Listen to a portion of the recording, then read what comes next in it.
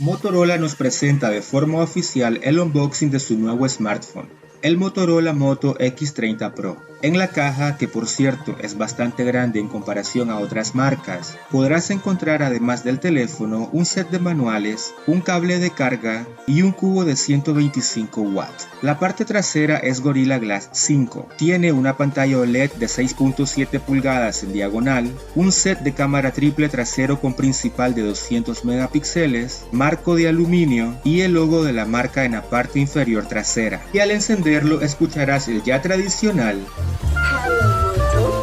El display funciona con 144 Hz y HDR10 Plus, por lo que es bastante fluido. Como ya mencionamos, el cubo es de gran potencia con entrada tipo C, para una carga súper rápida a 125 watts. Al conectarlo con el teléfono podrás ver la animación patentada con el logo Turbo Power, indicando que estás usando los 125 watts de potencia. Este modelo corre Android 12 con la capa superior MIUI 4.0. Tiene un chipset Snapdragon 8 Plus generación 1 y lo podrás comprar en variantes de 8 y 12 GB de RAM y 128, 256 o 512 GB de almacenamiento. También está disponible en color blanco. La cámara selfie tiene 60 megapíxeles, es HDR con capacidad de grabar en 4K. Finalmente, cabe mencionar que tiene lector de huella digital óptico bajo pantalla. ¿Qué opinas de este nuevo modelo?